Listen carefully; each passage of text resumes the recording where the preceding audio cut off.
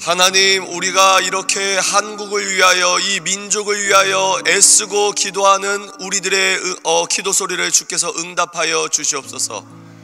우리가 한 마음으로 기도할 때 주님께서 속이 후련하게 하시고, 주님께서 바로 이것이다, 내가 기다렸던 기도가 바로 이것이다, 주님께서 기뻐하시는 기도 시간이 될 수 있도록 도와주시옵소서. 주여, 특별히 지금 한국 이 상황이 얼마나 처참하고 위기인 줄 주께서 아시오니 우리들의 눈물의 기도를 받으시옵고, 우리 주변에 골리앗들이 둘러싼 것 같으나 우리의 믿음의 물맷돌을 쥐고 물매질을 하여 주여, 오늘에도 다윗이 승리하는 역사가 이루어질지어다. 주여, 우리의 기도를 들어주시옵소서.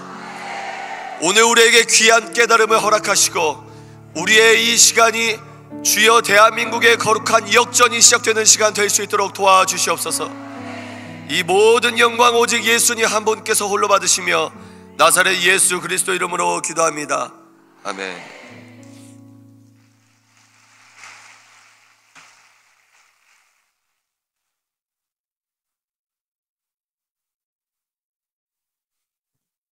반갑습니다. 반갑습니다. 네, 반갑습니다. 나라가 힘들수록 우리는 더 함께 모여 무릎으로 하나님께, 눈물로 하나님께 아뢰어야 될 줄 믿습니다. 참 아이러니합니다, 그죠? 지금 시국이 참 어려운 시국이라 저도 아내와 함께 방구석 골방에서 21일 구국기도회를 최근에 잘 마쳤습니다. 근데 아이러니한 건 구국기도회를 마침 바로 자정을 넘은 다음 날에 이제 대통령이 체포가 됐어요.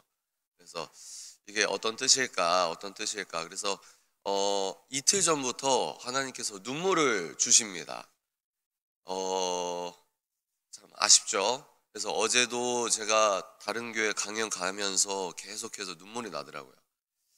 이 눈물이 어떤 눈물일까? 그리고 이 눈물은 인간적인 그냥 슬픔에서 오는 눈물일까? 저는 그렇게 생각합니다. 나라를, 제가 20대 초반에 아직 하나님께서 열어주시기 전까지는 제가 궁금해했던 게 무엇이었냐? 첫 번째, 왜 기독교인들이 나라를 위해 기도하지? 이게 이해가 잘 안 갔어요. 두 번째, 왜 나라를 위하여 기도한다고 하면서 눈물까지 흘리지? 이게 잘 공감이 안 됐습니다. 무슨 말을 하는 거냐? 우리가 지금 한국과 이 나라와 민족, 한국교회, 그러니까 나 자신의 신앙생활, 개인적인 어떤 사적인 영역에서의 믿음 생활에서의 기도 생활이 아니라 내 의, 내 만족이 아니라 하나님 나라와 그의 의를 위하여, 더 나아가 한국과 이 민족, 한국교회를 위하여 기도할 수 있다는 것은 하나님의 은사라는 겁니다. 하나님의 은혜를 받은 자만이 나라와 이 민족을 위해 기도할 수 있는 영성의 소유자임을 믿습니다. 그 마음을 주셔서, 그리고 하나님 아버지의 그 간절한 마음을 주님께서 허락하셨기 때문에 우리가 피를 토하는 심정으로 눈물 흘리며 이 나라를, 이 민족을 위해 기도할 수 있다는 생각을 합니다. 그런데 우리가 아쉬운 건, 안타까운 것은 무엇이냐면, 에스더 기도운동본부, 그리고 제가 존경하는 이용희 교수님처럼 훌륭한 믿음의 선진, 믿음의 선배님들께서 나라와 민족을 위해, 그리고 여기 함께 계신 많은 분들께서 한 마음으로 이 나라를, 한반도 예수 통일을 위하여 기도는 하지만 더 많은 기독교인들이 아직도 우리와 다른 기독교 세계관에 의거해서 하나님의 반대편에 서 있는 것만 같은, 불의의 도구로 쓰임받는 것만 같은 이런 극단적인 기독교인 중에서도 양극화가 심화된 모습을 통해 우리는 이 처참한 상황을 우리가 이 처참한 상황 가운데 어떻게 예수님을 믿는 것이 올바른 것인가? 그러니까 잘못된 신앙관은 잘못된 정치관으로 이어진다는 겁니다. 그걸 바꿔 말하면 올바른 신앙관에 의거해서만 올바른 국가관과 정치관을 만들어 우리가 올바른 국가관과 정치관으로 한국 사회를 바라볼 수 있다는 겁니다. 아멘이십니까? 제가 21일 그 골방 구국 기도회를 하면서 마지막 기도에서는 항상 북한을 위해 기도했거든요. 그러니까 윤석열 대통령이 체포가 된다 만다 이런 위급한 상황에서도 뭡니까? 마지막 기도는 항상 북한을 위해 기도해야 된다. 왜? 아무리 우리가 위급하고 아무리 우리가 비극적이어 보여도 북한을 우리가 잊으면 안 된다. 우리는 지금도 여러분들 추운 분들 외투 입고 있는 분도 계시지만 뭡니까? 한국은 한겨울에 밖에 영하의 날씨 가운데서도 히터가 나오고 또 뭡니까? 외투를 벗고 예배를 드린단 말이에요. 맞습니까? 그리고 여러분들 식사 맛있게 잘 하셨어요? 우리는 배고파서 굶어 죽을 걱정은 안 하잖아요. 그러니까 아버지 하나님이 주시는 마음은 무엇이냐? 우리가 한국 사회에 당연하게 살아가는 이 당연한 일상이 얼마나 큰 하나님의 기적인과 동시에 똑같은 우리의 민족과 내 친구와 가족이지만 그 북한에 있는 그 어느 동포분들은 이 겨울에 너무 춥다는 겁니다. 너무 배가 고프다는 겁니다. 그러니까 이런 마음을 하나님이 주시지 않으면 한국 아무리 내가 52주 교회 열심히 다니고 11조 생활하고 교회 활동 열심히 해도 이 마음을 안 주시면 예수 통일과 더 나아가 한국 사회에 대한 하나님의 창조 질서를 바로 세우는 것에 우리가 당연한 책무적인 역할을 한다는 것을 눈을 뜨지 못하게 되는 겁니다. 마치 이런 것과 마찬가지입니다. 사도 바울이 아나니아 선지자에게 기도를 받고 개역개정에서 뭐라고 표현이 되어 있냐면 눈에 비늘 같은 것이 벗겨졌다. 저는 어떻게 생각하냐?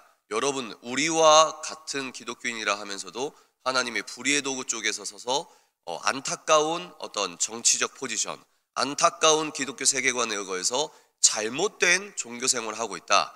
이분들은 하나님의 전적인 은혜 가운데 눈에 비늘이 벗겨져야 될 줄 믿습니다. 비늘이 벗겨지지 않으면 아무리 뉴스를 보여주고 아무리 얘기를 해도 안 들어갑니다. 왜죠? 이것은 영적인 문제이기 때문입니다. 그래서 오늘 본문 말씀 여러분들이 다 읽으셨듯이 내가 산을 향하여 눈을 들리라. 나의 도움이 어디서 올까? 나의 도움은 천지를 지으신 여호와에게서로다. 세 번역을 읽어드릴게요. 내가 눈을 들어 산을 본다. 내 도움이 어디에서 오는가? 내 도움은 하늘과 땅을 만드신 주님에게서 온다. 그러니까 제가 요즘에 이 현직 대통령이 이제 계엄 선포를 하고 나서 많은 기독교인들도 이게 뭔가라고 당황을 했던 하루 이틀이 지나고 나서 이제 갖가지 분석과 솔루션을 이야기하기 시작합니다. 제가 이 기독교인 전문가 분들 중에서도 이러저러한 이야기를 많이 들었을 때 제가 한 가지 아쉬웠던 점이 무엇이었냐면 기독교인이 시세 분석을 하는데 자연주의적인 시세 분석을 한다는 거예요. 여기서 자연주의라는 말은 무슨 말이냐? 무신론과 유물론을 합친 이 표현이 자연주의라고 생각하면 됩니다. 골로새서 1장 15절에서 16절을 읽다 보면은 하나님께서는 이 세상 만물을 어떻게 창조하셨냐? 눈에 보이는 것과 눈에 안 보이는 것을 함께 만드셨습니다. 아멘이십니까? 눈에 보이는 것 15절부터 16절 우리가 한 목소리 한번 읽어보도록 하겠습니다. 15절 골로새서 1장 15절부터 시작. 그는 보이지 아니하는 하나님의 형상이시요 모든 피조물보다 만물이 그에게서 창조되되 하늘과 땅에서 보이는 것들과 보이지 않는 것들과 혹은 왕권들이나 주권들이나 통치자들이나 권세들이나 만물이 다 그로 말미암고 그를 위하여 창조되었고 아멘이십니까? 눈에 보이는 세계를 자연계라고 합니다. 이 자연세계는 물질로 구성되어 있습니다. 우리가 지금 어디 안에 있죠? 우주라는 공간 안에 있어요. 우주는 다른 말로 시간과 공간을 합쳐서 시공간이라고도 합니다.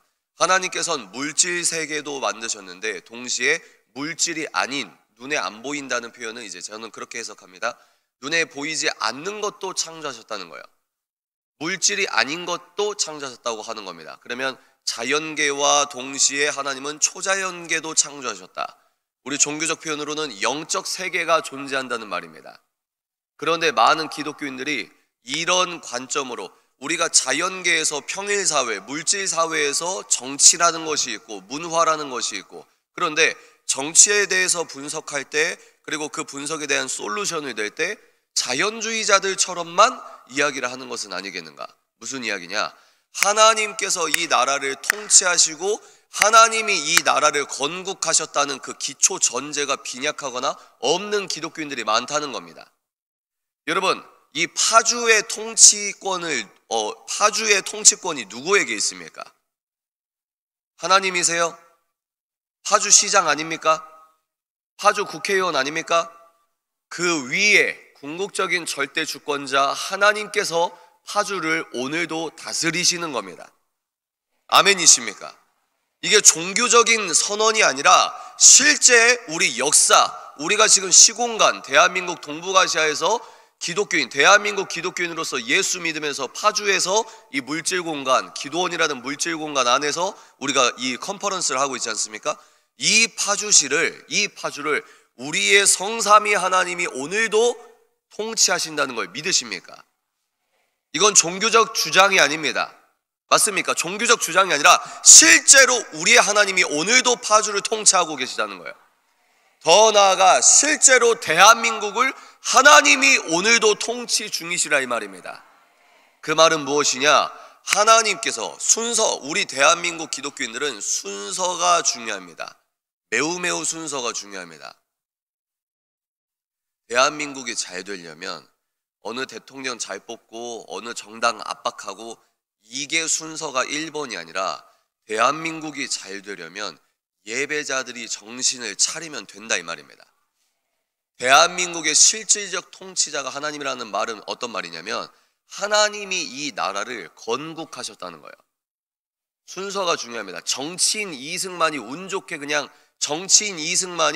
나라를 운 좋게 그냥 정치적으로 세우고 그 정치인 이승만이 그냥 교회를 그냥 잘 다녔던 사람이래. 이게 아니라 하나님을 만난 한 성감옥에서 인격적인 하나님을 만난 예배자 이승만이 정치로 하나님께 부르심을 받은 것이지요.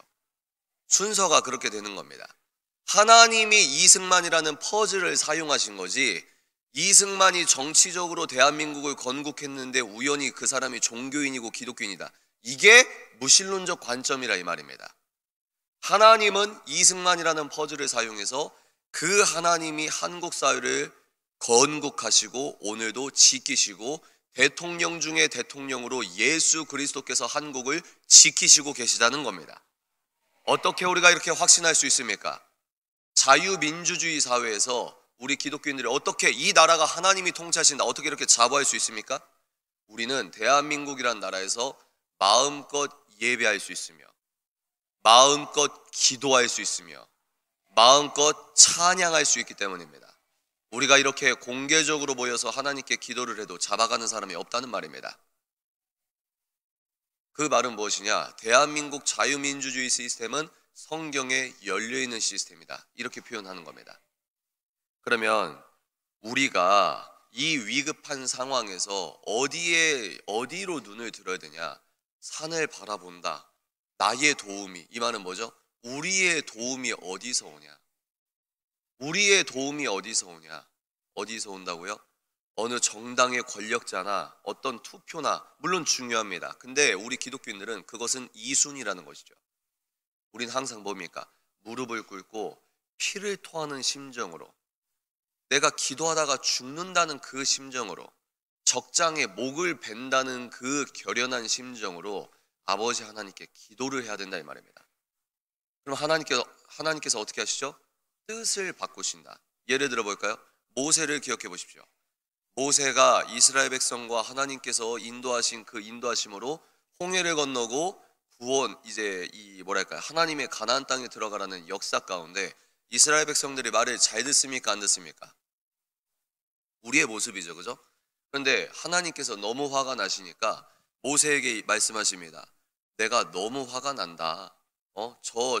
이 목이 곧은 백성 내가 다 죽이고 너로부터 내가 다시 시작하겠다. 라고 했을 때 모세는 어떻게 기도했습니까? 하나님께서 지금 이 백성을 다 죽이시면 주변 사람들이 뭐라고 얘기하겠습니까? 하나님의 영광이 어떻게 되겠습니까?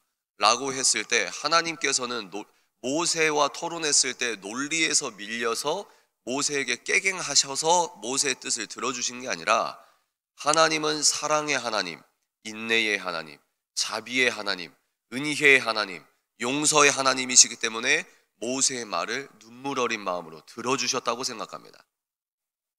그 말은 무엇입니까? 하나님께서는 우리의 간절한 기도를 통해 역사의 물줄기를 바꾸시는 분이라는 겁니다. 그래서 우리가 이렇게 기도를 해야 된다 이 말입니다. 그러면 이 시국을 우리가 체크를 해볼 때 현재 어떤 상태인가? 현직 대통령이 체포된 초유의 사태입니다. 8년 전과 오버랩이 되는 부분이 많이 있습니다. 물론 8년 전과 달리 국민들이 깨어났고 또 뭡니까? 더 나아가서 요즘에 2030 세대가 올바른 친대한민국적 관점으로 눈을 떠서 한국을 지키는 스탠스에 서 있습니다. 최근의 여론조사 결과를 보면은 윤석열 대통령 탄핵에 반대한다 30대가 50%가 넘었습니다.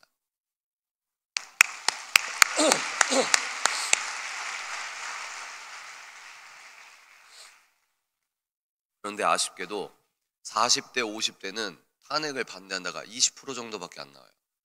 그런데 그 40대, 50대가 90년대, 2000년대 초반에 경배와 찬양팀이든 예수 전도단이든 열심히 가서 눈물 흘리게 찬양하고 하나님께 경배했던 그런 기독교인들인데 이상하게 40대, 50대는 견고한 진처럼 어떤 식으로 어떤 사건이 벌어져도 친대한민국적으로 이 시세를 읽는 것이 아니라 성경적 관점으로 이 시세를 읽는 것이 아니라 뭡니까?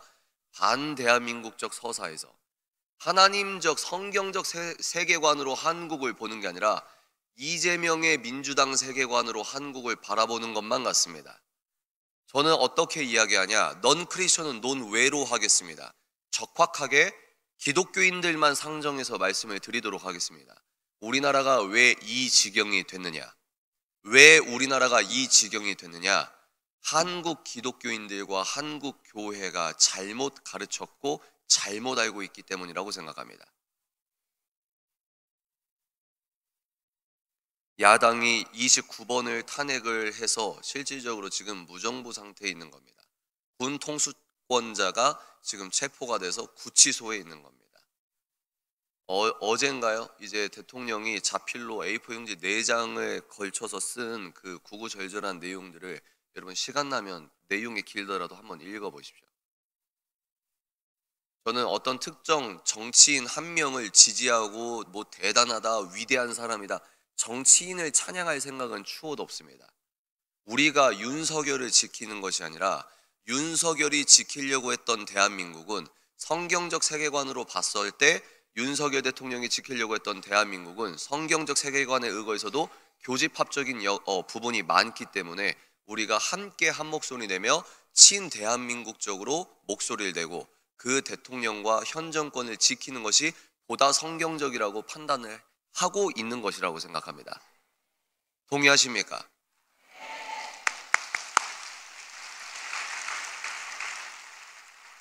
우리는 인간을 추앙하지 않는다는 이야기입니다. 인간은 거기서 거기입니다.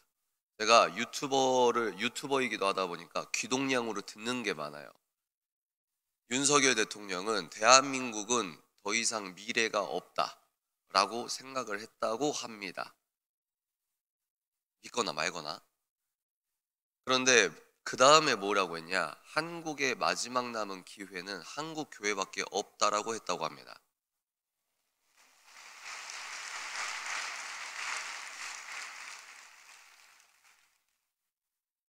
대한민국은 현재 체제 전쟁 중입니다. 이재명 제1야당 사람은 버니 샌더스라고 하는 미국의 대놓고 사회주의를 표방하는 할아버지가 있습니다. 그 사회주의를 표방하는 할아버지 책을 번역해서 한국에 들어올 때 이재명 1야당 대표는 어떻게 했냐? 추천서를 썼어요. 자기와 버니 샌더스가 똑같다. 나와 같다라고 하는 겁니다. 전 국민에게 100만 원을 주겠다, 25만 원을 주겠다, 전 국민에게 1000만 원씩 주겠다, 은행 대출이 되게 해주겠다. 이런 건 무엇이냐면 공산주의 정책입니다. 한국의 극단적 좌경화 상태가 뭐냐면 뭡니까? 그런 극단적인 공산주의 정책을 한국 정치인이 아무리 대외적으로 말을 해도 사람들이 뒤집어지지 않는다는 겁니다. 29번 탄핵을 시키고 무정부 상태로 만드는 반대한민국적이라고 유추할 수밖에 없는 정당이 어떤 짓을 해도 국민들은 가만히 있다는 겁니다. 제가 다시 말씀드리지만 넌 크리스천들은 차차입니다. 왜 기독교인들도 잘못된 신앙관에 의거해서 잘못된 판단을 하고 있는 가능성이 크냐? 왜죠? 결함 있는 기독교 세계관을 견지하고 있기 때문은 아니겠는가? 그래서 현재 대한민국은 체제 전쟁 중이다. 어떻게 이렇게 자부할 수 있죠? 우리나라 주위를 보십시오. 우리 파주, 여기가 파주죠. 너무 좋네요. 차로 30분만 가면 거기는 성경을 소지하고 있다는 이유만으로 미성년자고 성인이고 공개 처형을 하는 21세기에 성경책을 소지하고 성경책을 배포하면 죽이는 나라가 아니죠. 불법 정관, 불법 집단이죠. 그 불법 집단이 위에 있고 중국은 시진핑이 자기 일당 독재 체제가 불편하니까 공산당이 성경에서 불편한 내용은 공산당이 바꿔서 성경책을 마음대로 바꿉니다. 찬송과 가사를 마음대로 바꿉니다. 무슨 말이냐? 한국이 얼마나 특별하냐? 한국의 헌법은 자유민주주의와 시장경제를 채택했는데 그 자유민주주의, 왜 오른쪽 정당의 대통령이 뽑히면은 왜 애들 교과서에서 자유민주주의에서 자유를 그렇게 넣으려고 하고 왼쪽에서 대통령이 되면은 왜 그렇게 애들 교과서에서 자유라는 두 글자를 빼려고 하느냐? 어제 윤 대통령이 구구절절 썼던 이 글 내용에서도 정확하게 말을 하고 있는 거예요. 무엇이냐? 민주주의는 자유민주주의만 참 민주주의입니다. 자유가 없으면 안 되는 거예요. 왜냐하면 자유가 없으면 민중민주주의, 인민민주주의, 사회민주주의 그 본질은 결국 독재자의 통치로 귀결이 된다 이 말입니다. 그러니까 대한민국이 채택했던 이 자유민주주의는 괄호 앞에 그 자유 앞에 어떤 게 있냐면 한번 따라해 볼까요? 개인의 자유. 개인의 자유. 개인의 자유는 종교적으로 우리 기독교적으로 말하면 적확하게 말을 하면 한번 따라해 주시겠습니까? 예배자의 자유. 아멘이십니까? 이 대한민국 정치 체제가 예배자의 자유를 헌법적으로 보호하기 위한 학술적, 역사학적 토대 위에 만들어진 나라라 이 말입니다. 저는 꿈을 꿉니다. 하나님, 여러분 여의도 국회의사당에 왜 그렇게 빈자리가 많이 있는지 잘 아시죠? 왜 여의도 국회의사당에 빈자리가 많이 있죠? 국회의원들이 농땡이 쳐서 그런 게 아니라 애초에 건축을 할 때 이승만 대통령의 뜻을 받들어 뭡니까? 북한은 언젠가 통일이 될 것이다. 아멘. 북한에서 뽑힌 국회의원, 지역구 국회의원들도 함께 모여서 회의할 때 꽉 차는 자리입니다. 우리나라는 저는 꿈을 꿉니다.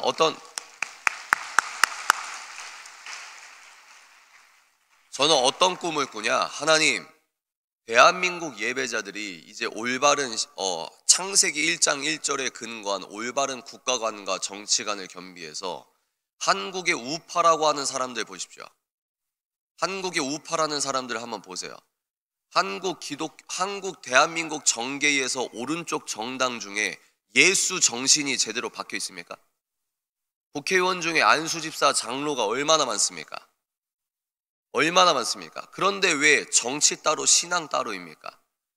우리가 지금 이 위기 상황에 거룩한 역전이라 하는 것은 무엇이냐면 대한민국의 저 정당의 무신론적인 우파, 샤머니즘, 토테미즘, 점집에 간다, 부적을 붙였다 이런 쓰레기 짓거리를 예수 보혈로 청산을 하며 한국 정치에서 오른쪽이라고 함은 기독교 보수주의에 의거해서 하나님의 통치를 당당히 대외적으로 말할 수 있는 사회가 이룩될 줄 믿습니다.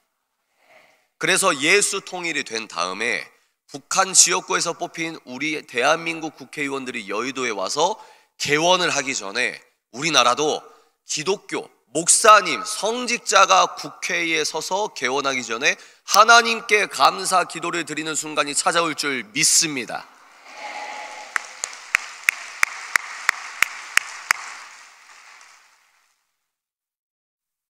본론입니다. 우리는 무엇을 하나님께서 대한민국을 건국하셨다는 것을 여러분들이 선서 초반으로 잡아두시면 어떤 관점이 있어야 되냐? 우리에게는 역사의 오른편, 즉 하나님이 보실 때의 역사의 오른편이 있다는 겁니다.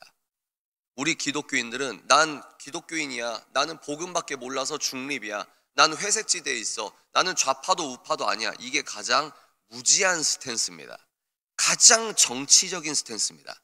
그런데 분명히 역사에는 하나님의 오른편이 있다는 거예요. 우리 기독교인은 그 편에 서야 된다는 겁니다. 우리의 투표 한 번 한 번이 왜 중요하냐? 사도 바울 시대 때는 황제의 주권 시대였습니다. 황제가 주권을 갖고 있는 시대여서 백성들이 아무리 이야기를 해도 황제를 바꿀 수 있는 시대가 아니었습니다. 그러나 21세기에 예배자의 자유를 헌법적으로 보호하는 자유민주주의 사회에서는 우리 국민 주권 시대이기 때문에 국민들이 통치자를 바꿀 수 있는 시스템이기 때문입니다. 그래서 우리 기독교인들은 하나님이 이 사회의 악을 억제하기 위해서 교회와 정부를 함께 사용하십니다. 정부는 사탄 아래 있고 무조건 나쁘고 그거 신학적으로 옳은 게 아닌 것이라고 알고 있습니다. 하나님께서는 이 세상의 악을 억제하기 위해 교회와 정부를 함께 사용하기 때문에 우리 기독교인들은 교회와 주일 버전에서의 생활만 집중하는 것이 아니라 평일 사회에서 뭡니까? 정치 영역에서, 문화 영역에서, 평일 사회, 나의 직장 영역에서, 학교 영역에서도 하나님의 통치권이 무너지느냐, 잘 세워지느냐를 감시하는 파수꾼의 역할을 우리가 겸비해야 된다 이 말입니다. 그래서 우리는 분명한 하나님의 역사의 오른편이 있기 때문에 기독교인들은 예수 그리스도를 중심으로 그 하나님의 오른편적 역사적 관점에서 한국을 봐야 된다. 그렇게 한국을 볼 때 저는 당당히 말씀드리지만 어떤 것입니까? 분명히 지금은 체제 전쟁 중이며 이 체제를 지키려고 하는 쪽이 저 오른쪽이고, 그리고 이 체제를 전복하고 있는 쪽이 왼쪽이라고 당당하게 주장하고 싶습니다. 왜 이렇게 당당하게 주장하는지 제가 짧게 설명을 드리도록 하겠습니다. 먼저 좌파와 우파의 구분부터 제대로 하기 원합니다. 이청 교수님도 애써기도운동본부에서 열심히 강의를 해주셨던 것으로 압니다. 맞습니까? 맞아요? 이청 교수님 누구십니까? 국가정보대학원에서 17년 동안 국가관을 가르치는 훌륭한 분이십니다. 맞죠? 그분이 쓴 책을 보면 좌파 우파 이러면 너무 오해가 많습니다. 기독교인들은 좌파가 될 수 없어 그러면 아직 은혜로 깨어나지 않은 분들은 거기서 시험이 드는 거예요. 왜? 야, 내가 왼쪽 정당에 투표했는데 그럼 난 기독교인 아니야? 이러면서 소모적인 논쟁이 있기 때문에 용어 정립을 다시 했다는 거죠. 이청 교수님은 뭐라고 하셨냐? 친대세 반대세로 구분을 하자. 친대세는 뭐의 약어냐면 친대한민국 세력, 그리고 반대한민국 세력.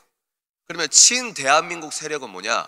대한민국의 소프트웨어가 무슨 말이냐? 대한민국의 운영체제는 대한민국 헌법인데요. 헌법에 뭐라고 명시가 되어 있냐? 대한민국은 자유민주주의와 자유시장경제라는 소프트웨어를 채택한 나라입니다. 그러니까 친대한민국 세력은 뭐냐면 자유민주주의와 시장경제를 인정하는 사람들은 친대한민국 세력이라는 말입니다. 그러면 놀라지 마십시오. 이 친대세, 친대한민국 세력은 어디까지 포함이 되냐면 사민주의까지 포함이 된다고 그 책에 나와 있습니다. 사회민주주의까지 포함이 된다는 거예요. 왜? 사회민주주의자들은 일단은 자유민주주의라는 토대는 인정을 하는 사람들이기 때문입니다. 그러니까 핵심이 뭐냐면 우리의 이 체제라고 하는 시스템, 자유민주주의라는 시스템을 네가 인정하느냐? 그러면 자유민주주의라는 바구니 안에서의 기질적인 왼쪽은 자연스러운 겁니다. 이해가 되십니까? 다시, 자유민주주의라는 테두리 안에서의 기질적인 왼쪽은 있을 수 있다 이 말이에요. 그런데 한국 사회와 많은 기독교인들이 착각하고 있는 건 무엇이냐면 이게 자유민주주의라는 테두리 안에서의 왼쪽인지, 자유민주주의에서 용인할 수 있는 수준의 왼쪽인지, 아니면 자유민주주의를 본질부터 전복시키는 왼쪽인지를, 즉 테두리 안쪽에서 용인될 수 있는 소리인지 테두리를 깨고 있는 소리인지를 구분을 못하고 있는 겁니다. 이해가 되십니까? 그래서 우리는 친대세가 있고 반대세가 있는데 지금 이 게임은 소위 말해 왼쪽 정당, 오른쪽 정당이 싸운다 이렇게 보시면 안 되고 대한민국의 체제를 지키느냐, 대한민국 체제가 변질되고 무너지느냐, 이 본질적인 충돌이 있다는 것입니다. 제가 오늘은 이제 이 시간 배율 시간 때문에 중국의 뒷배 그리고 북한의 뒷배 뭐 이런 사상전 이런 거는 제가 이제 전문가도 아니지만 그것들은 차치하고 계속해서 그러면 기독교인들의 결함 있는 기독교 세계관 때문에 이 지경이 됐는데 또 뭡니까? 목사님들이 지금 이 시국에 탄핵을 주장하고 목사님들이 이 시국에 청년들에게 자기의 잘못된 정치관을 설교에 녹여서 설교를 하고 최근에 국민일보에서 뭐라고 헤드라인을 작성했냐? 윤석열 대통령 탄핵하는 것이 하나님의 공의의 회복이다. 그러니까 이런 일이 왜 일어나냐? 왜 일어나냐? 세계관이 잘못되었기 때문입니다. 목사님이 하나님의 말씀을 대언한다고 하시면서 왜 올바른 국가관을 견지하지 못하는 것이냐? 죄송합니다만 신학만 배웠기 때문입니다. 신학과 586 세계관이 뜯어져 있기 때문입니다.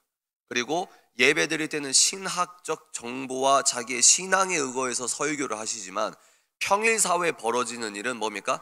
예수 안경이 아니라 민주당 안경으로 시세를 보고 있기 때문은 아니겠는가? 그러면 여기에서 세 가지를 여러분께 말씀드리고 싶습니다. 우리가 잘못된 세계관을 바로 고쳐야 되는데 첫 번째 한번 따라해 보실까요?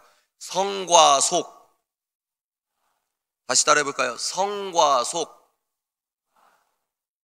우리 기독교인들은 가톨릭에서 목숨을 건 선포와 용기 있는 투쟁으로 인하여 루터부터 시작해서 프로테스탄트의 후예들이 우리들입니다. 그러면 성과 속은 무엇이냐? 우리 기독교인, 한국 기독교인들이 잘못 생각하고 있는 것이 무엇이냐? 성과 속을 나누어 놨다는 겁니다. 즉 주일이 더 중요하고 교회 일이 더 중요하고 세상 일은 덜 중요하다. 목사님은 영적으로 우리보다 레벨이 높은 분이고 평신도들은 우리는 그분의 지도를 따른다. 굉장히 위험한 말이죠. 여기에서 잠깐 여러분 오해 없으시길 바랍니다. 저는 목회자의 아들입니다. 혹시 여기 목사님 계세요? 목사님 계십니까? 목사님 아빠 계세요? 아빠? 저는 목회자의 아들입니다. 그래서 또 하나님께서 어떤 마음을 주셨냐면 목사님을 향한 진심 어린 사랑의 마음을 주셨어요. 사랑도 은사잖아요. 저는 목사님을 굉장히 사랑하는 사람입니다. 그래서 저는 하나님께서 때가 돼서 준비하셔서 사람 붙여주시면 은퇴하신 목사님들 생활비 자금 이렇게 지원해드리는 재단도 만들어 드리고 싶습니다. 왜냐하면 제가 대학생 때 어느 은퇴하신 목사님께서 설교를 이제 하러 오셨는데 아직도 기억이 나요. 충격적이어서 그 수치가 정확히 맞는지는 모르겠는데 그 목사님 그때 뭐라고 하셨냐면 은퇴하신 목사님의 70% 이상의 폐지를 줍는데요. 저는 그 20대 때 그걸 듣고 그때부터 은퇴하신 목사님을 좀 돕고 싶다 이런 마음이 있었거든요. 여하간 무슨 이야기냐? 또 뭡니까? 목사님들만이 아는 그 외로운 고독한 십자가의 길이 있습니다. 이거는 죄송하지만 비목사님들은 잘 모르는 거예요. 저도 이제 제가 어떤 자부심이 있냐면 개척교회 목사 아들이라는 제가 자부심이 있거든요. 그래서 저는 19살 때 인격적인 하나님을 만나고 그때부터 지금까지 꿈이 목사입니다. 목사. 제 꿈은 상가교회에 들어가가지고 제가 이 아내를 대학생 때부터 만났는데 대학생 때부터 아내에게 제가 예술학과를 나왔거든요. 대학생 때 아내에게 뭐라고 했냐면 나는 목사가 꿈이야. 너 나랑 결혼하려면 나는 어디 저기 동두천에 상가교회 개척해가지고 그렇게 살아. 집도 아닌 데서 살 거야. 왜냐면 저희가 그렇게 살았으니까. 그래서 뭐라고 했냐? 여자친구한테 너 나랑 결혼해서 교회 개척하고 그러면 너 싱크대에서 머리 감아야 돼. 그럴 준비가 돼 있는 애라는 거죠. 그런데 이제 제 개인적인 이야기는 이제 따로 다른 시간 있으면 하고 그렇게 목사님을 사랑하는 사람이라 이 말입니다. 그래서 아버지 따라서 노회 가거나 총회 가거나 이러면 목사님끼리 모이셔서 이제 총회 하기 전에 예배를 드리시고 그러면 목사님 수십 명 수백 명 모여서 찬송가 하는 그 목소리만 들어도 눈물이 난다 이 말이에요. 왜? 목회자만이 알 수 있는 그 고독한 길이 있거든요. 애들 수학여행비가 21세기에 수학여행비가 없어서 하나님께 새벽 강단에서 눈물 흘리면서 아들 수학여행비 좀 달라고, 그런 삶을 매년 20년 30년 사는 사람들은 좀 다르지 않겠어요? 또 목사님은 설교권이 있습니다. 축도권이 있습니다. 세례를 베풀 수 있어요. 침례를 베풀 수 있어요. 그러니까 목사님을 사랑한다는 마음을 여러분 전제하고 들어주시기 바랍니다. 성과 속을 나눠놨다는 거예요. 그건 기독교가 아니라 가톨릭입니다. 프로테스탄트는 무엇입니까? 내가 만약에 자영업자로서 편의점을 한다? 내가 오픈한 이 GS 편의점이 나의 예배 처소다. 이게 기독교인입니다. 아멘이십니까? 우리 개인이라는 개념이 학술적으로 법리적으로 개인이라는 개념이 언제 나왔냐? 학술적으로 루터와 칼빈을 빼면은 자유민주주의를 학술적으로 말을 못합니다. 제가 법철학을 공부했을 때도 루터와 칼빈은 무조건 배우게 되는 거예요. 왜 그러냐? 그 전까지는 성경은 라틴어로 쓰여졌습니다. 라틴어는 너무 어려워서 못 배워서 포기한 사람도 많았다고 합니다. 성경을 라틴어로 쓰였고 다른 백성들은 농사를 지어야 되고 글을 배우고 글을 쓸 수 있는 시간이 확보된 사람들은 성직자였단 말이에요. 사제였단 말이에요. 그 사제들이 라틴어로 된 성경 말씀을 독점했던 시대가 가톨릭 시대입니다. 그래서 성도들은 뭡니까? 우리는 성경을 모르니까, 못 읽으니까 저 가톨릭, 교황부터 시작해서 저 사제들이 성경을 독점하고 있으니까 우리는 사제들이 했던 말을 그런가 보다 하고 받아 먹었다는 거예요. 그런데 라틴어로 성경을 읽을 수 있었던 하나님의 제자 루터가 이건 아닌데 하며 뭐요? 종교개혁을 일으켰는데 49개조 이게 무슨 말이냐면 루터라는 신부님이, 루터라는 목사님이 이거 잘못된 거 아닙니까? 이거 잘못된 거 아닙니까? 하고 유튜브에 영상 찍어 올렸다 이 말입니다. 그런데 루터 자신도 조회수가 기껏해야 200, 300 나올 줄 알았던 거예요. 근데 시대적으로 하나님께서 그 유튜브 영상, 루터가 찍은 유튜브 영상이 세상에 조회수가 200만, 2천만이 나온 겁니다. 이해가 되십니까? 그 하나님의 운동력으로 우리가 프로테스탄트, 기독교인이 된 것입니다. 근데 루터가 어떻게 했냐? 비텐베르크인가요? 구텐베르크인가요? 비텐베르크? 종이혁명 아시죠? 인쇄기로 그동안은 라틴어로 돼서 성경을 직접 볼 사람이 없었는데 세상에 이제 내가 읽을 수 있는 모국어로 성경을 찍어서 성도들에게 배포를 한 거예요. 그게 여러분 혁명적인 일입니다. 그래서 개인이라는 개념이, 그 전까지는 개인이라는 개념이 되게 희미했단 말이에요. 그런데 하나님과 너 스스로가 성경을 읽을 수 있어. 너 스스로, 너 혼자 성경을 읽어도 성령의 조명하심으로 너는 하나님과 교통이 가능해. 이게 종교개혁이에요. 개인 단위의 개념이 생기게 되는 겁니다. 이해가 되십니까? 그러면서 뭐라고 했어요? 주일, 내가 어떤 특정 종교 행위만이 거룩하고 사제들을 그렇게 여겼다고 합니다. 가톨릭, 여러분 지금 제가 천주교를 안 가봐서 모르겠지만 천주교에서는 성찬을 할 때 일반 성도들은 떡과 포도주, 우리는 함께 먹잖아요. 일반 성도들은 포도주를 못 마시나 떡을 못 먹나 그렇습니다. 아직도 거기는 레벨이 높은 사람은 사제고 신부들이고 성도들은 그 밑에 있는 영적으로 수준이 낮은, 그러니까 성직자들, 저 예배 드리는, 예배 집도하는 것은 아주 홀리한 거고, 근데 일반 성도들은 아쉽게도 덜 홀리한 거고, 이게 가톨릭 교리라고 알고 있습니다. 제가 배운 책에선 그래요. 신학 서적이나. 그런데 우리 기독교인은 뭐다? 성과 속을 나눠놓는 것이 아니다. 그러면 성과 속을 나눠놓은 이 우리들의 잘못된 세계관에서 결과가 무엇이냐? 잘 들어보십시오. 주일과 교회에서 하는 것만 중요하고 평일 사회에선 어떤 일이 벌어져도 비교적 덜 중요한 것이다. 이렇게 되는 겁니다. 이해가 되십니까? 그리고 또 어떻게 얘기하죠? 정치 얘기만 하면 뭐라고 합니까? 기도하면 되지. 기도하면 되지. 근데 저는 뭐라고 얘기하냐? 기도하는 동시에 행동해야 합니다. 기도하면 되지라고 하시는 분들은 교회의 다른 갖가지 행사들은 열심히 참여를 독려하는데 또 뭡니까? 교인들은 회사에서 이렇게 됩니다. 교인들은 가정에서 이렇게 됩니다. 교인들은 학교에서 이렇게 됩니다. 그런데 교인들은 정치에 대해서는 이렇게 해야 됩니다라는 말은 안 하는 거예요. 기도만 하면 된다? 그런 거짓말에 속지 마시기 바랍니다. 기도만 하면 되면 사도 바울이 뭐하러 그 고생하면서 3바퀴 4바퀴 순교를 당할 마음으로 선교 여행을 갔습니까? 안디옥에서 따뜻하게 기도만 하면 되죠. 맞습니까? 세례 요한이 극우이기 때문에 예수님을 모셔놓고 세례 요한이 정신 팔려서 어떤 유튜브 잘못 봐가지고, 그래서 세례 요한이 세상 권력자가 하나님이 아니라고 하는 걸 적나라하게 비도덕적으로 반성경적인 일을 하니까 세례 요한이 극우가 돼서 그렇게 얘기한 게 아니라 이 말입니다. 우리의 왕은 하나님이십니다. 아멘이십니까? 기독교인들은 세례 요한의 세계관에 의거해서 하나님의 통치 질서를 지키는 파수꾼의 역할을 하는 사람이 우리라 이 말입니다.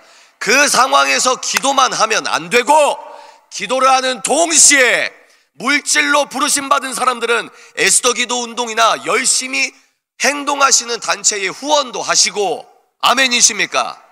돈 쌓아놔서 뭐 할 겁니까? 옛날에 독립운동 하셨던 사람들이 교회, 전국 교회와 학교 투어하면서 안창호 선생님이 통합운동, 연합운동 하면서 뭘 그렇게 끝까지 얘기하시고 넘어갔냐? 후원금을 모았습니다. 후원금을 모았다고요. 돈 얘기하면 예민해 하시고 난감해 하지 마시고 싸울 때 후원이 필요한 겁니다. 하나님께서 물질로 부르신 사람들은 물질로 섬기면 되는 겁니다. 그리고 다른 사람들은 무엇입니까? 기도하는 동시에 댓글도 쓰시고, 내 지역구 사람이 왼쪽 정당이고 반 대한민국적입니까? 항의 전화도 하는 거예요. 그 번호를 누르고 보좌관이 받든 비서관이 받든 항의 전화를 하는 거. 그러면 내가 항의 전화 한 번 한다고 나라가 바뀌냐? 아니에요. 아닌 걸 알면서도 내가 하나님 앞에 행해야 되는 그 행위를 하시라는 말입니다. 우리가 왜 이런 행동을 해야 합니까? 주일 버전만, 교회 건물만 중요하고 교회 순서만 중요한 게 아니기 때문입니다. 성과 속을 나눠놓은 이 사탄의 콘크리트를 예수 보혈로 오늘 무너뜨리시길 바랍니다. 두 번째, 한번 따라해볼까요? 공과 사. 첫 번째가 성과 속이었고 두 번째가 공과 사입니다. 비슷해요. 뭡니까? 한국 기독교인들이 내 신앙을 사적인 영역에 국한해놓고 30-40년 동안 기도 생활을 했기 때문에 지금 한국이 이 지경이 된 것이다라고 생각합니다. 나의 신앙을 사적인 영역에 올려두는 거예요. 비슷하죠? 성과 속을 나눠놓고 이거는 거룩한 거, 이건 덜 거룩한 거, 정치 얘기는 더럽고 하찮고 이류적인 거, 나는 믿음이 좋기 때문에 나는 오직 예배에만 미쳐있는 거. 뭡니까? 그러니까 차별금지법이든 뭐 세상 악법이 통과되든 뭐요? 세상은 어차피 악해져 라고 하면서 교회에서 예배당에서 오늘 부흥 강사 참 좋았어, 오늘 단기 선교 참 좋았어. 물론 의미가 있지만 본질이 무엇입니까?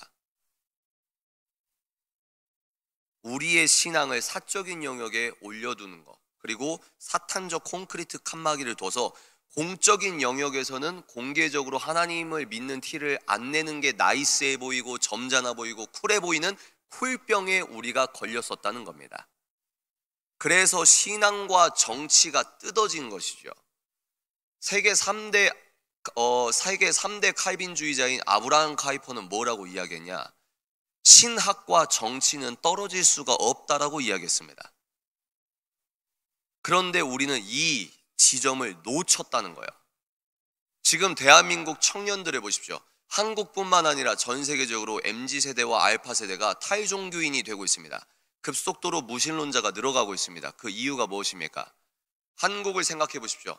우리 어른 세대가 기도로 이 교회와 이 나라를 세우셨는데 왜 이 자식들은 20대가 되면은 엄마 아빠 말 안 듣고 교회를 떠나게 되는 겁니까? 기껏해야 썬데이 크리스천으로 되는 겁니까? 왜 그런 겁니까? 자기의 평일 생활에서 성경적인 관점을 대입을 못하니까 의미를 못 찾는 겁니다. 지금 여기도 여자분들이 더 많으신 걸로 알고 있습니다. 그런데 우리 다음 세대 여자분들은 지금 복음처럼 퍼져나가는 사상이 있습니다.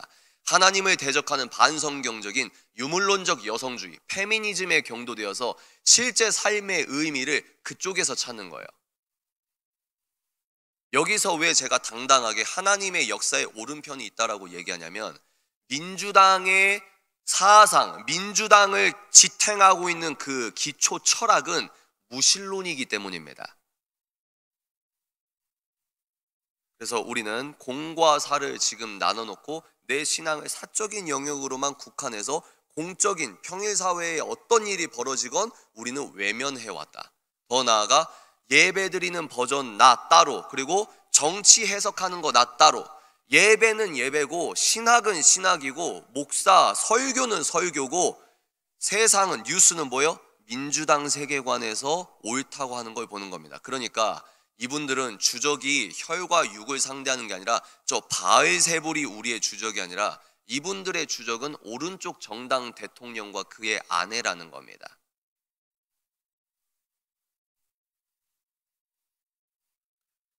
그래서 제가 철학적인 이야기를 아주 조금만 해드리겠습니다. 이 민주당과 국민의힘 딱 이렇게 나누면 좀 위험하고요. 미국의 예를 들게요. 공화당, 미국의 공화당과 미국의 민주당의 핵심 토대가 뭐냐? 여러분, 좌파 우파 어떤 식으로 분류가 되냐? 조평세 박사님도 애써기도 운동에서 아주 훌륭하게 강의를 해주신 걸로 알고 있습니다. 1776년은 미국의 독립혁명, 1789년은 프랑스의 혁명이라고 합니다. 그러면 둘 다 혁명인데 개혁과 혁명의 차이를 아십니까? 개혁은 테두리 안에서 바꾸는 걸 개혁이라고 합니다.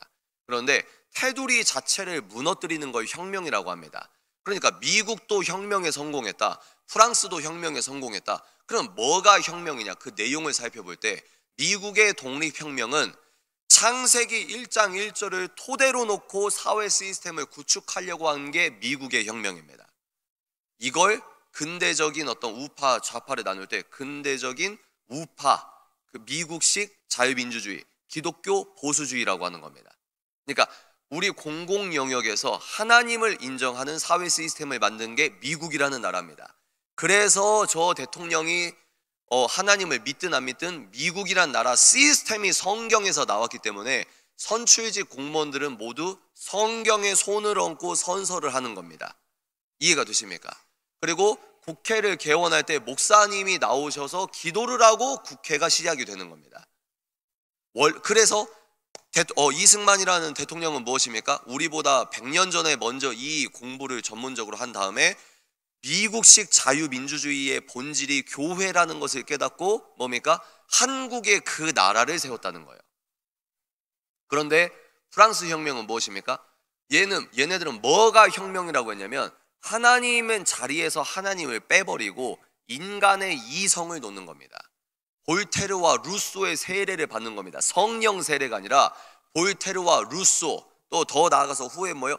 니체, 뭐 이런 예수님을 왕으로 모시지 않고 창세기 1장 1절과 예수 그리스도의 부활은 역사적 사건이 아니라고 믿는 사람들이 하나님을 대적하고 성경을 떠나는 인간들의 사상과 이론을 만들어서 우리 인간의 이성으로도 도덕을 만들 수 있고 우리 인간의 이성으로도 사람들을 통치할 수 있는 법칙을 만들 수 있어, 이렇게 주장하고 기독교인들을 핍박하고 죽였던 광란의 그 시대가 프랑스 혁명이라 이 말입니다. 그런데 뭐예요? 공교육에서는 미국의 독립혁명의 본질은 기독교인데 그런 건 안 가르칩니다. 그리고 또 뭡니까? 프랑스 혁명에서는 앞에 대를 붙여서 레미제라블이니 영화 컨텐츠니 드라마 컨텐츠니 프랑스 혁명만 아주 광적으로 높이 추앙을 하고 있는 상태인데, 그럼 뭡니까?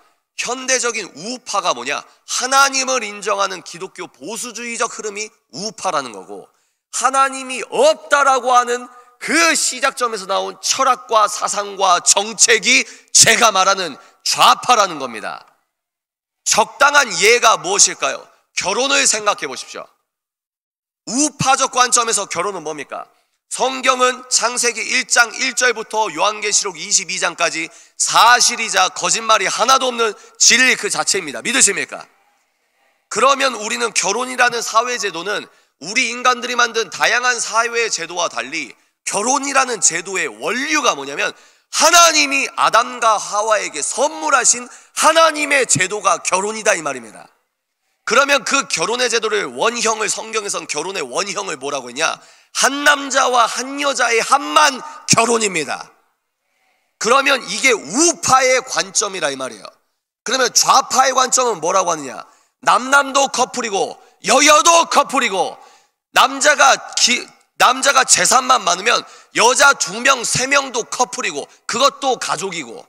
그래서 이제 뭐라고 합니까? 왼쪽에선 다양한 가족을 인정해야 된다. 그것이 우리 사회의 인권이 진일보하는 것이다.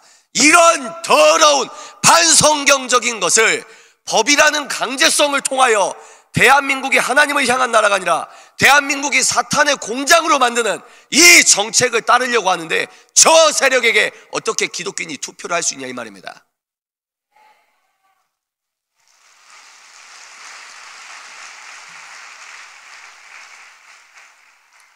그런데 성과 속을 나눠놓고 공과 사를 뜯어놓으니까 차별금지법은 반대해, 나도 이재명은 싫어해. 그런데 투표지에서 국민 주권 사회 살면서 예배자로서 주권을 갖고 시민적인 책무를 져야 되는데 어디다 투표합니까? 나도 차별금지법은 반대해, 나도 이재명은 별로 안 좋아해. 그런데도 투표는 왼쪽에 하는 거예요. 그게 뭐죠? 영적인 분열 상태인 겁니다. 여러분, 예수님은 누가 죽였습니까? 물론 실행한 애들은 이방인 로마 군사예요. 그런데 궁극적으로 예수님을 누가 죽였습니까? 사탄의 도구로 쓰임받은 사람이 누구입니까? 종교인입니다. 종교인입니다.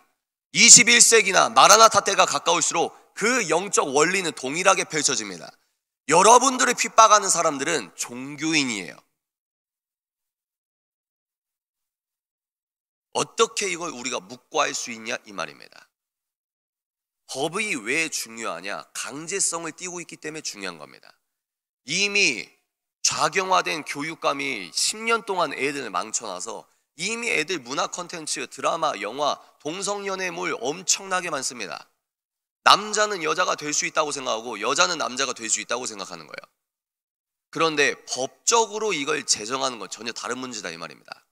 그러면 하나님이 주신 거듭난 이성과 거듭난 자유의지와 거듭난 상식으로 생각을 할 수 있잖아요. 예수님께서 누가복음에서 어떻게 책망하셨습니까? 너희들은 어떻게 날씨는 분간하면서 영적인 때를 분간을 못하냐? 우리가 어떻게 생각할 수 있죠? 1년도 안 된 기간 동안 29번을 탄핵했던 저 폭주를 하고 있는 저 정당이 만약에 정권을 안 잡아도 이 정도인데, 정권을 잡으면 반성경적인 젠더 성혁명적 법제화뿐만 아니라 시스템 자체가 자멸할 수밖에 없는 내용들로 한국이 굴러간다는 게 눈에 보이잖아요. 눈에 보이잖아요. 그런데 미혹된 사람은 안 보이는 거예요. 오히려 주적이 오른쪽 정당 생각해 보십시오. 애들 지금 사회가 우리 한국이 얼마나 좌경화됐냐면 왼쪽에서 나온 대통령은 아주 존경받는 것처럼 하고, 영화배우 연예인들이 뭡니까? 제가 실명은 언급하면 이 자리에서 좀 그렇고, 합정에 있는 유명 교회 목사 아들이 이번에 뭐라고 했습니까? 깨심인 척, 아주 똑똑한 척, 용기 있는 척, 현 시국을 반성경적으로 얘기하는 거, 사람들이 그러면 칭찬합니다. 연예인들이 반대한민국 쪽으로 얘기하면은 PD들이 좋아합니다. 더 고용합니다. 왜? 이미 기울어져 있으니까.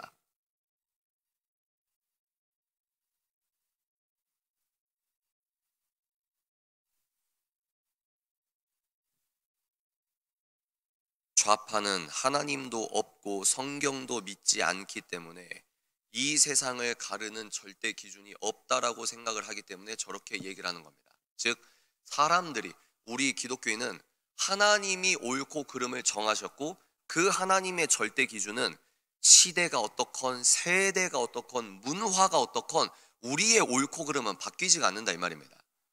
이 절대 기준을 믿고 있기 때문에 권력자들은 기독교를 그렇게 탄압하는 거예요. 역사를 보면은 권력자들은 항상 기독교인을 비판합니다. 왜냐하면 권력자가 법을 아무리 뜯어고쳐도 우리는 뭐죠? 권력자 위의 하나님적 관점으로 권력자가 맞다 틀리다를 구분할 수 있는 사람이기 때문입니다. 그런데 좌파는 애초에 하나님을 인정하지 않는 세계관이기 때문에 이게 뭐예요? 그때부터 모든 게 시작을 하는 거예요. 제가 오늘 사상적인 얘기는 시간이 없으니까. 이 친구들은, 이 민주당의 핵심 철학은 뭐냐면 뭐예요? 루소에게 세례를 받은 거예요. 루소는 일단 창세기 1장 1절을 역사라고 안 믿어요. 그러니까 루소는 시뮬레이션 돌려본 겁니다. 왜 이렇게 세상에 고통이 가득하지? 왜 이렇게 악이 창궐하지? 그럼 우린 알아요. 아담이 하나님이 하지 말라는 걸 자유의지로 선택했고 죄를 선택했고, 그리고 하나님께서 우리를 구원하셨고, 궁극적인 평화는, 궁극적인 공의로운, 궁극적인 사랑의 시대는 마라나타 그 순간이고, 아멘이십니까? 그런데 이 창세기 1장부터 안 믿는 애가 이 세상의 고통의 원인을 찾는다고 하니까 거기서부터 어그러지는 거예요.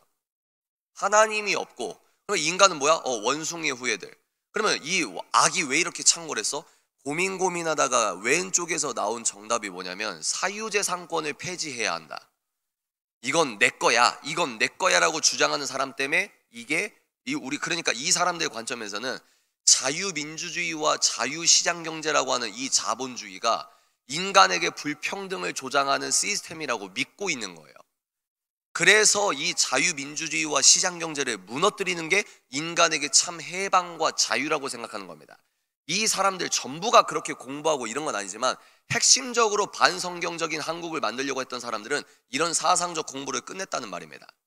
그러면 우리는 어떻게 합니까? 무엇이 인간에게 해방입니까? 이 사람들 말대로 자유민주주의와 자유시장경제를 포기하고 이걸 무너뜨리면 진정한 평등이 오고 해방이 옵니까? 그게 사탄의 소리죠. 우리는 어떻게 해방이 옵니까? 로마서 8장 1절부터 2절입니다. 로마서 8장 혹시 띄워주시나요?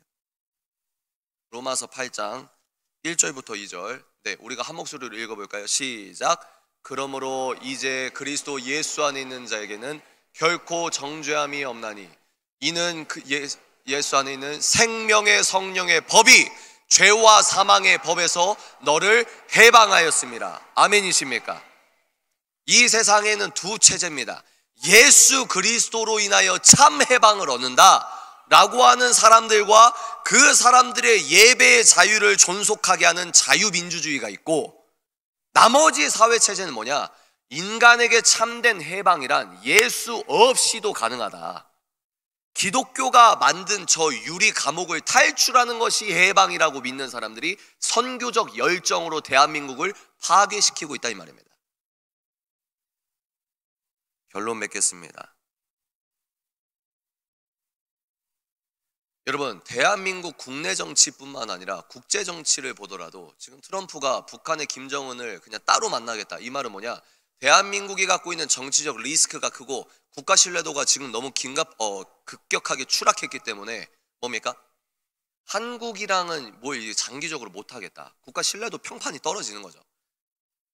대통령 권한 대행이랑 통화한 게 며칠 전인데 그 대행도 탄핵됐다. 그리고 대통령 권한 대행의 대행이 헌법재판관을 임명한다. 수사권이 없는 곳이 체포를 한다고 해서 제가 이틀 전에 아내와 함께 골반 구급기도회 끝나고 곧바로 한남동에 넘어가서 새벽 6시 반까지 있었거든요. 그 수많은 경찰 버스를 보면서 아내랑 제가 현타가 오는 거예요. 현타가. 현실 자각 타임이라고 해서 너무 한탄스러운 겁니다. 이게 뭐 하는 거지? 이게 지금 뭐 하는, 수천 명의 경찰이 지금 뭐 하는 거지? 전쟁이 났나?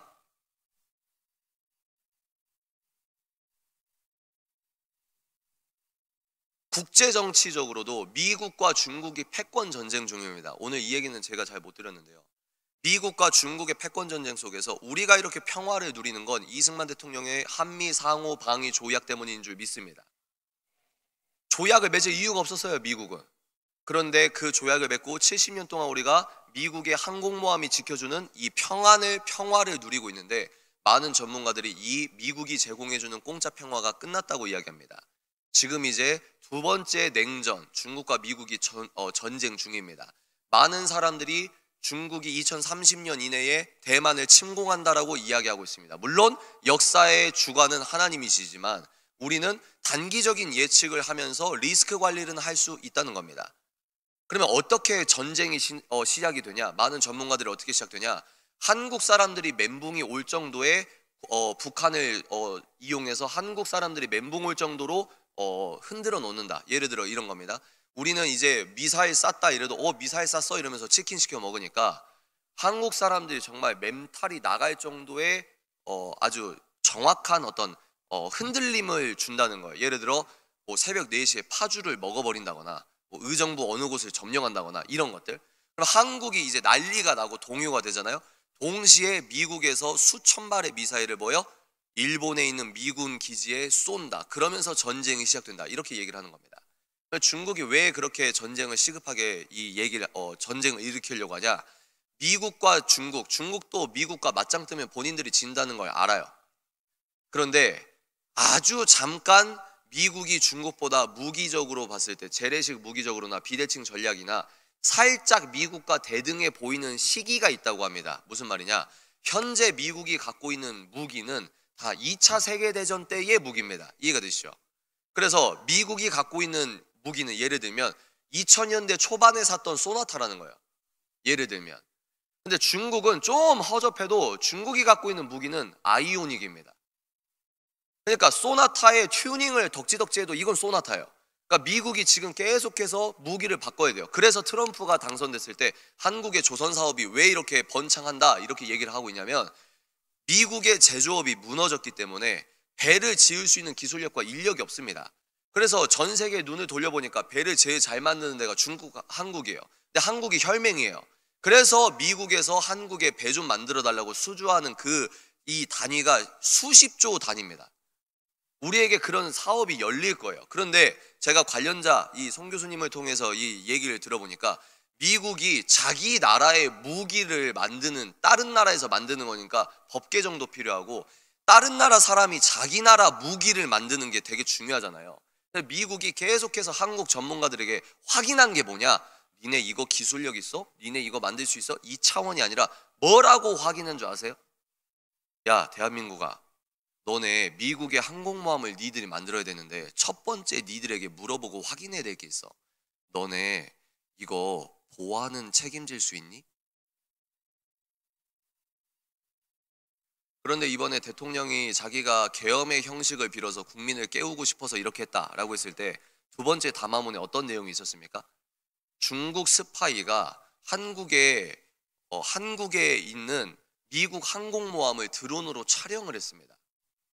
그리고 그 중국 스파이가 알고 보니 내곡동에 있는 국정원도 촬영을 하고 또 뭡니까? 군대 군사 기밀 시설도 촬영을 하다 잡혔어요. 그러면 얘네 감옥에 넣어야 돼요, 안 넣어야 돼요? 그런데 지금 현재 간첩법은 외국인 간첩은 감옥에 넣을 수 있는 조항이 없는 거예요. 그래서 국민의힘과 대통령이 간첩법을 개정하자 했는데 막판에 이거 개정하면 안 된다라고 반기를 든 게 민주당입니다.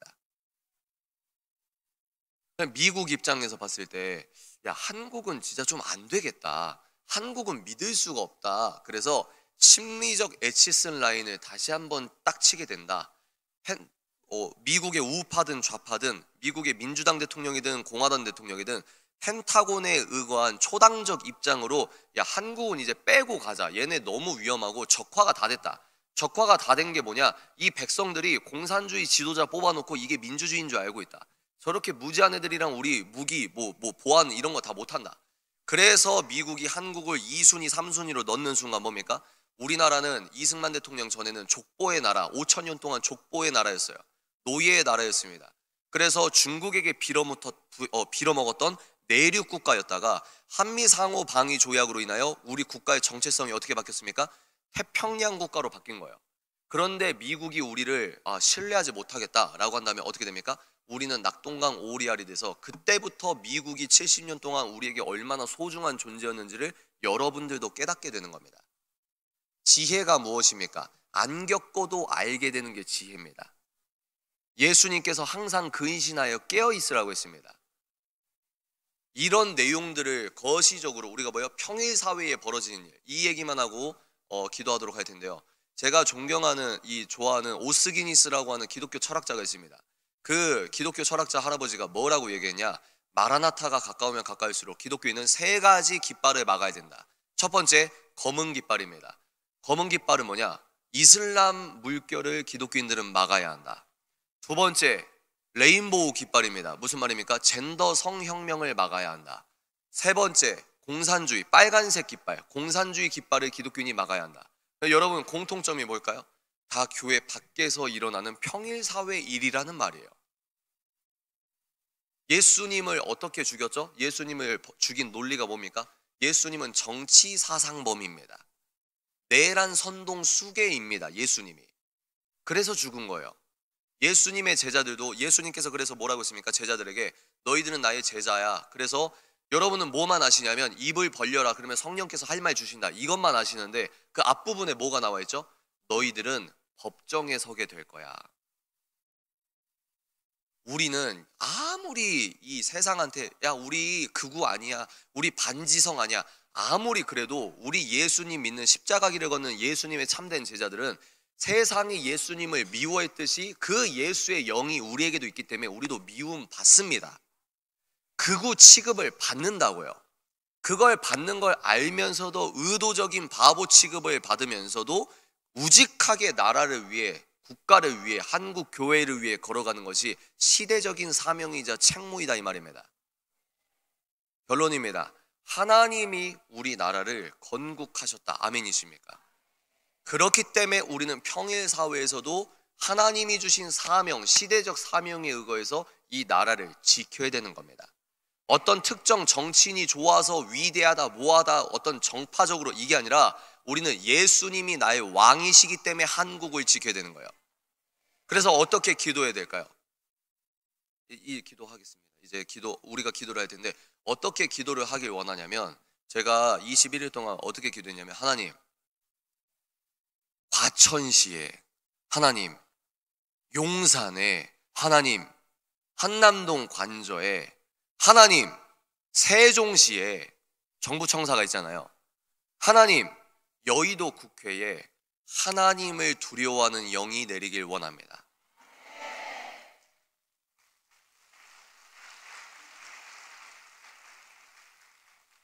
또 뭡니까? 하나님, 윤석열 대통령과 김건희 여사가 기독교인이 아닌 걸로 알고 있습니다.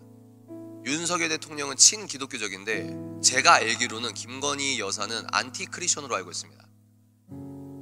근데 이 기회에 이렇게 기도하는 거예요. 하나님, 윤석열 대통령 지금 차디 찬 보일러도 안 들어오는 구치소 지금 바닥에 한나라 국가 지도자, 우리가 뽑은 대통령이 지금 저기 있고 김건희 여사는 자기도 언제 감옥 갈지 모르고 저런 한남동 관저에서 벌벌 떨고 있는데 무당이든 샤머니즘이든 토테미즘이든 그런 이상한 짓 하지 말고 이 기회에 윤석열, 김건희 예수 만나게 하여 주십시오.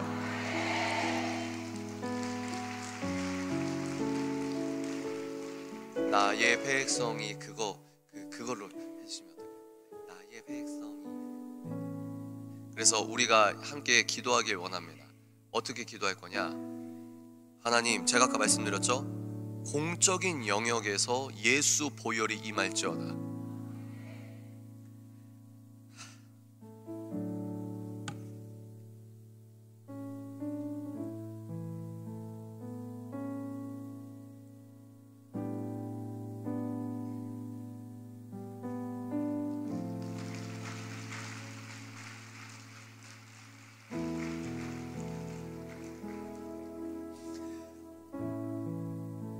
이승만 대통령이 기도했던 그 기도 내용이 무엇입니까? 이승만 대통령은 혼자 먼저 알고 있었습니다. 어떤 걸 알고 있었죠? 대한민국 자유민주주의는 교회에서 나왔다는 걸 혼자 알았던 거예요. 하나님께서 이 위기 가운데 우리를 흔들어 깨우시는 것이라 생각합니다. 이렇게 말하시는 것 같습니다. 한국교회 성도들아, 눈을 뜨거라. 자유민주주의는 성경에서 나왔다. 너희들이 이 자유민주주의를 지켜야 하는 이유는 북한 동포를 위해서다. 예수 통일을 위해서다. 우리가 이 시간 뜨겁게 어떻게 기도하냐? 하나님, 대한민국 예배자들만 정신 차리면 됩니다. 호남에 있는 기독교인들이 정신 차리면 됩니다. 주여, 대한민국 예배자들이 정신 차리게 하여 주옵소서. 대한민국을 살려 주옵소서. 대한민국 교회를 살려 주옵소서. 우리가 뜨겁게 두 손 들고 주여 한번 하고 하나님이여 한국교회를 살려 주옵소서 기도하겠습니다.